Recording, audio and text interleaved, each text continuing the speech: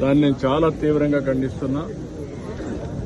ఒక నాగరిక ప్రపంచం ఎప్పుడు కూడా ఇలాంటివి సమర్థించకూడదు, ఆమోదించడానికి కూడా వీలు లేదు.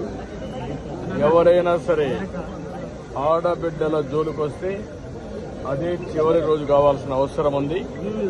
అంత కఠినంగా యాక్ట్ చేస్తే తప్ప ఈ రాక్షసులు ఇష్టానుసారంగా బిహేవ్ చేసే పరిస్థితికి వస్తున్నారు. అందుకే ఈరోజు మన డాక్టర్లు నడుస్తున్నారు. అందులో కూడా డాక్టర్స్ అనేది ఒక పవిత్రమైన వృత్తి.